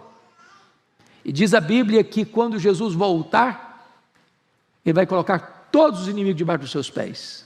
E essa vitória é de Cristo e da sua igreja. Então, os inimigos não podem mais prevalecer sobre a igreja. Então, vamos ao último ponto. Deus, o nosso abençoador amado. Eu chamo a sua atenção dos versos, então, 14 a 16, para uma mudança radical no texto. Agora não é o salmista que está falando de Deus. Agora é Deus que está falando do salmista. Dos versos 1 a 13, o salmista está olhando para Deus e descrevendo quem é Deus para ele. Dos versos 14 a 16, Deus está olhando para o salmista e fazendo comentários acerca dele e fazendo promessas a ele. Então vamos ver quais são essas promessas. Primeiro, livramento, versículo 14, porque a mim se apegou com amor, eu o livrarei, pô-lo-ei a salvo, porque conhece o meu nome. Então tem duas coisas aí, se apegar com amor e conhecer o nome de Deus. Preste atenção que uma coisa é consequência da outra. Você só pode amar a Deus se você conhece a Deus. Deixa eu ilustrar isso com uma frase que me marcou no meu ministério, Eu estava pregando em Belo Horizonte certa feita, numa igreja presbiteriana, e aí uma moça se aproxima de mim e diz: pastor, eu estou deixando a igreja presbiteriana. Eu falei: mesmo, minha filha, você está deixando? O que aconteceu? Surgiu algum problema, brigou com alguém, foi maltratada na igreja? Não, nada disso aconteceu, mas eu queria uma igreja que me empolgasse. Eu queria uma igreja que tivesse história para eu me orgulhar dela. Eu falei: mas você conhece a história da igreja? Eu não conheço não. Eu falei: mas como assim? E eu estava com tempo, falei: então senta aqui que eu vou te contar. E gastei 2 horas com ela. E comecei lá do Velho Testamento, Novo Testamento, dos pais da igreja, dos pré-reformadores, dos reformadores, dos pós-reformadores, dos puritanos, dos avivalistas, até chegar hoje. 2 horas.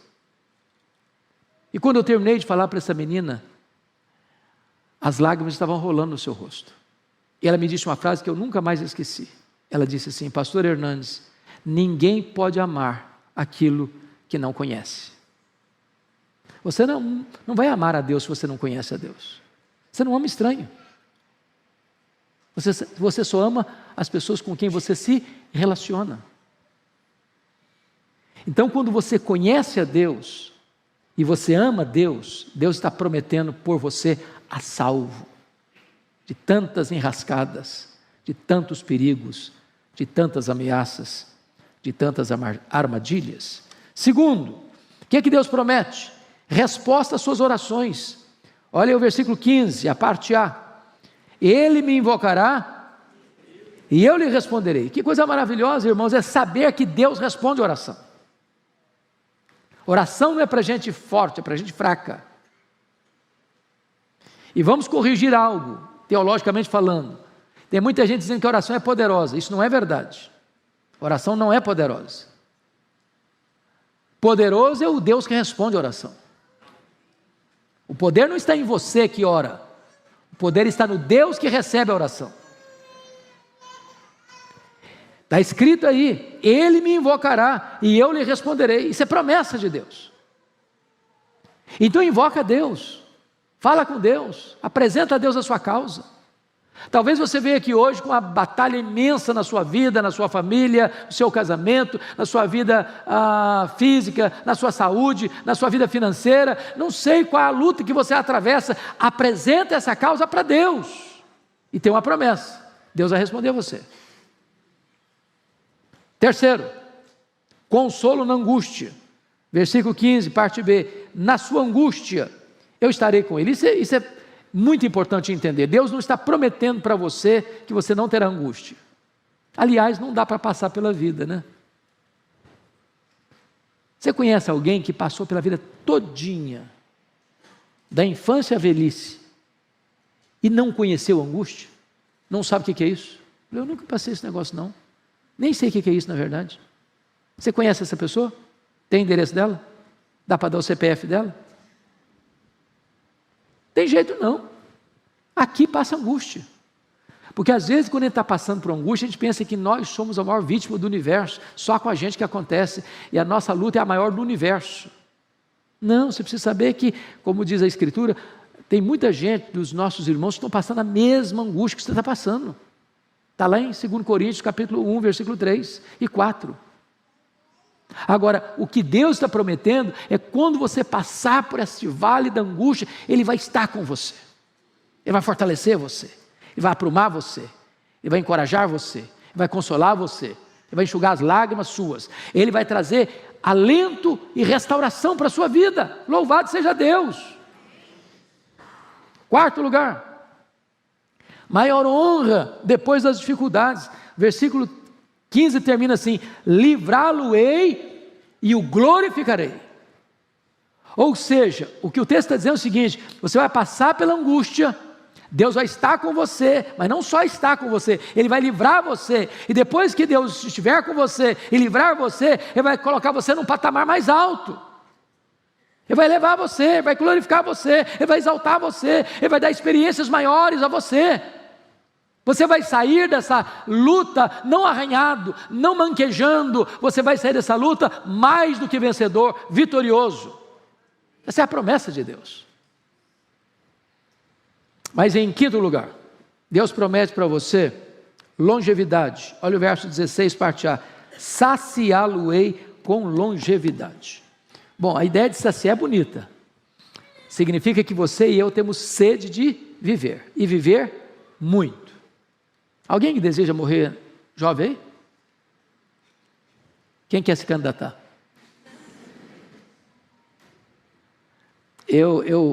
Ontem eu terminei o comentário de Eclesiastes. E se Deus quiser eu quero expor aqui alguns desses textos. Mas o último capítulo de Eclesiastes é certamente a peça literária mais importante da literatura mundial sobre velhice. Velhice. E ele diz que velhice é uma tempestade, igualzinho uma tempestade. Forma a tempestade, o aguaceiro, e daqui a pouquinho outras nuvens se formam e vem outra tempestade. Daqui a pouquinho você nem levantou direito a cabeça, outra tempestade. Então, velhice é um enfrentamento de tempestades. Mas ele diz que velhice é como uma casa que está ruindo. Então, a gente às vezes quer tapar o sol com a peneira e dizer que é a melhor idade. Como diz a brincadeira, me engana que eu gosto. Não, a Bíblia não trata com melhor idade não. Agora, o que é maravilhoso é que na teologia do Novo Testamento, Paulo diz: se a nossa casa terrestre se desfizer, que a casa está ruindo mesmo, nós temos uma mansão, feita não por mãos, eterna nos céus. E por muitos anos eu achava que a mansão era a casa que a gente ia morar lá no céu, assim, com mármore celestial, com as torneiras de ouro, com aquele negócio assim, o jardim suspenso da Babilônia, no varanda. Nada disso. O texto está falando do seu corpo, corpo da ressurreição, corpo de glória. Então nós encaramos a velhice, não porque é a fase linda, maravilhosa da vida, né? Eu brinquei domingo passado aqui, na aula que eu dei, no domingo anterior, que eu gostava muito do Evandro Luiz da Silva, com seu espírito assim, jocoso, de falar as coisas, como o pastor Arival tem esse dom também. Então, as coisas mais pesadas ficam leves. E eu vou repetir porque tem gente nova aqui. Ele disse que a vida humana se resume em 4 animais. 4 animais. Ele diz, quando você é jovem, você é o gavião. Você come qualquer coisa, você compra lá, compra cá, briga com qualquer um, você briga com a sua sombra, tudo está bom, você enfrenta qualquer problema. Nada faz mal para você. Aí depois você passa para a fase da águia. Aí você já faz voos solitários, você já não come qualquer coisa mais, você não vai em qualquer lugar mais, você já é mais seletivo. Aí depois você passa para a fase do condor. Condor aqui, condor ali, condor acolá, é aquela confusão. Aí depois você passa para a fase do javali. Javali para isso, javali para aquilo, javali para aquilo outro. E a vida é assim, né? Ou é uma tempestade ou uma casa ruindo. Porém, todos nós temos sede de quê, gente? De longevidade. E a tese de Eclesiastes, e parece que é o pedido aqui, é que embora a ciência nos tenha nos levado a uma vida mais longa, nossa expectativa de vida está crescendo, a pergunta é, mas está melhorando a qualidade da vida? Que não basta viver muito, é preciso viver bem. E o texto está dizendo que Deus sacia você com a vida longa. Deus atende essa sede que você tem de viver. E é bom viver bem. Eu gosto, o último livro que o Dr. Billy Graham escreveu, De Volta para Casa, para mim vale o livro na primeira frase do livro. Ele diz assim, a velhice não é para os fracos. A velhice não é para os fracos. Um dia, o pastor foi visitar uma ovelha dele, que estava no leito de morte, e perguntou para a ovelha assim, e aí meu irmão, está tudo bem? É uma pergunta retórica, né?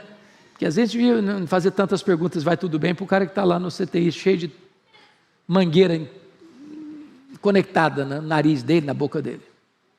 Mas o crente respondeu assim, vai tudo bem, pastor.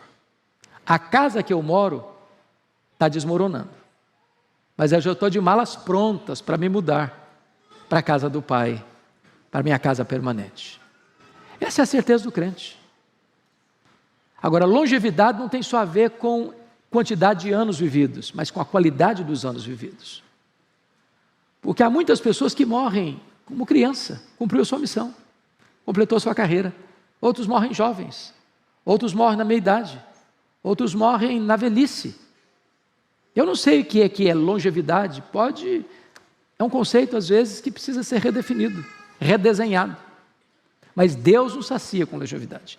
Finalmente, Deus promete salvação plena, e lhe mostrarei a minha salvação.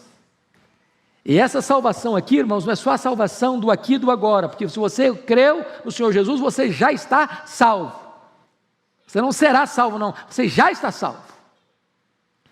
Mas nós já fomos salvos com respeito à justificação, nós estamos sendo salvos com respeito à santificação, nós seremos salvos com respeito à glorificação. Na justificação nós fomos salvos da condenação do pecado. Na santificação nós estamos sendo salvos do poder do pecado. Na glorificação nós seremos salvos da presença do pecado. Haverá um dia, entretanto, depois de tantas lutas que passamos, e o texto nos mostrou que o Senhor Jesus vai olhar para você e vai dizer assim, vinde bendito do meu Pai, entre agora na posse do reino, está preparado para você desde a fundação do mundo. E então não vai ter mais choro, não vai ter mais dor, não vai ter mais luto, porque nós estaremos para sempre com o Senhor. Que Deus os abençoe, meus irmãos, que Deus os dê graça.